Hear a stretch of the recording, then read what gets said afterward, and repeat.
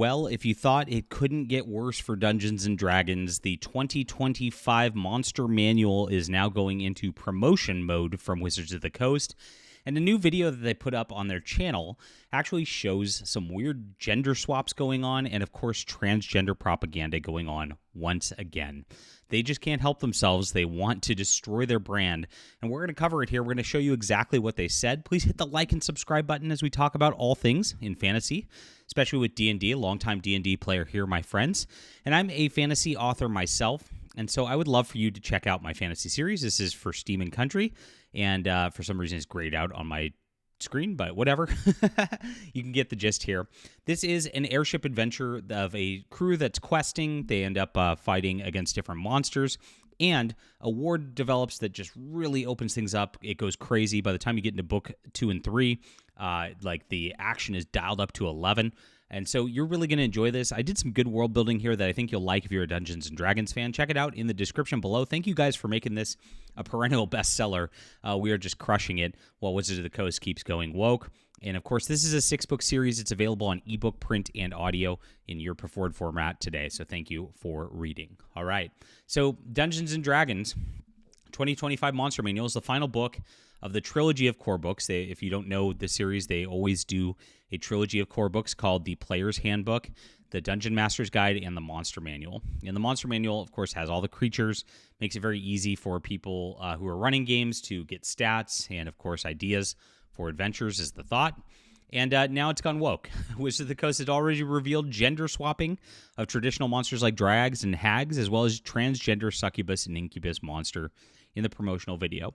If you don't know what's going on with Dungeons & Dragons, you might have been under a rock in 2024, but there's been a lot of controversy surrounding the new edition. The 2024 Dungeon Master's Guide infamously has incorporated BDSM fetish community practices into the game for safe spaces, where players make an X with their arms if they feel triggered by a situation, requiring a DM to stop the game and address the player in question. Wow, that sounds like fun. The Player's Handbook is filled with imagery of BIPOC and female characters at a margin of more than 5-to-1 of white male characters, about the direct opposite of the demographics who play the game. And of course, famously, we had the Mexican orcs last year as they're trying to humanize the monsters. That's a big part of what's going on here. Weird stuff. They're removing race as a term. It's now species, if you don't know. Absolutely crazy on that level. And they're trying to remove traits for races so that, you know, not all orcs are the same and not all elves are the same and the like. So you don't get plus to intellect elves anymore. You don't get plus strength to dwarves anymore. It's all gobbledygook and just destroys what the game was in its heart and soul. Moreover, they released a new history book on the making of Dungeons & Dragons, and the lead developer at Wizards of the Coast, Jason Tondreau, penned a foreword calling the designer, Gary Gygax, misogynistic and accusing him of cultural appropriation. It was crazy. This actually had Elon Musk chime in on it last year, where he actually went and questioned whether he should buy Hasbro to change things here. But now there's a final new core book coming out. It's called the Monster Manual, the 2020. They call it the 2024, but it's really 2025 at this juncture. And they did a video, Everything You Need to Know. I watched the whole thing. It was a slog.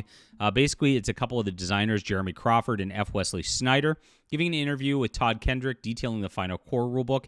And they're so smug about it, guys. This is the funniest part. When you get into the actual video here, like, they're just giddy about what they're doing to Dungeons & Dragons, and it's really, really silly stuff here when you get into it. In the introduction, Kendrick says, "Tell me what's new in the new Monster Manual," and Crawford admits everything. And so there's your first, like, red flag right there. When you've got a beautiful game, a beautiful fantasy world that's been built with rules, with classic archetypal sort of things, and you're trying to get rid of it, change it, make it new, make it year zero. This is always what they do. They want to erase everything in the past. They want everything to be new. They want everything to be theirs. Even though what they're doing is not really creating, it's just twisting other things and trying to, like, put an agenda on it where it wasn't there before. They have no talent. They have no ability to do that. They have no ability to leave their actual mark on gaming or anything like that. And so what they have to do is they have to pretend like they're creating something new here. And so you see everything's new. And that's a very, very scary thing. And that's not what players want to hear. I got to tell you that. Players want classic D&D experiences. They want a nice monster manual to deal with that. Very, very sad. So once you get into the 47-minute mark of this video right here, the 2024 Monster Manual deal, you say this. The designers start to reveal changes in the monsters in the game. And they say, you can see some monsters are very similar to what you saw in 2014. In others, it's been reimagined in a variety of ways. Uh-oh, we're using this term now. That's another scary red flag. It gets worse from here, my friends. In many cases, when we redesigned a monster, we wanted to bring out the monster's story and personality better. They continue. Yeah, it's always about the story and personality of the monsters, my friends. Yes, they're people too. Then the gender agenda crops up. Also, people are going to see in the art male or female versions of a creature they've never seen before. For instance, in the Dryad painting, you now see a male and female Dryad. I put this as the top deal. You see this like weird gay-looking male Dryad. This is something that never existed in history before. In Greek mythology, the Dryads were always appearing as young women. That is something that they were just as their nature. But now we can't do that because it's 2024. And so it's not just about the demasculinization of culture, which it is. That's already been done and everything. We've already replaced all of our player's handbook stuff with strong female black leads and the like. So you don't have your male warriors anymore. You've got your female warriors. On the opposite side, they have to turn everything feminine and corrupt it too, because you can't have any of it, right, in 2024. So now men and male things have to be presented in a feminine fashion, and that's exactly what's going on. You got a virtue signal to the queers, after all, right? And that's what's being done here, and it gets worse in this regard. So next, the hags. So you know the old hag, right? The creepy old hag, the witch, the wizened woman. Not anymore. They can be aunties or uncles, he says, grannies or grampies. Wow, stunning and brave right there. So hag is obviously a negative term and a monster. That's what makes sense right there. And so they can't make it a gendered thing because that would be sexist and misogynistic. So now it can be uncles or grampies too. Oh, wow, how fun. Please clap for these guys, everybody. It's absolutely ridiculous. And like I said, when you get into this video, you see they're giddy about this. They're just like overjoyed of the fact that they're turning this into some like weird gender nightmare. Because this is all they have. This is the only thing their like tiny addled brains can think about, and that's what the woke are on every level. But it gets worse yet again, my friends. The trans agenda pops up, and this is how they've incorporated it into monsters.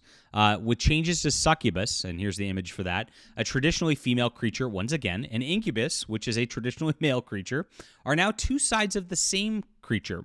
And they can swap gender at will. So they can go back and forth so that it's an agendered thing. Yes, non-binary as you may be. I guess it would still be binary because it's back and forth. But transgender and some, I don't know the term. Maybe they go by vo, them pronouns. You're going to have to ask the succubus and incubus in the game.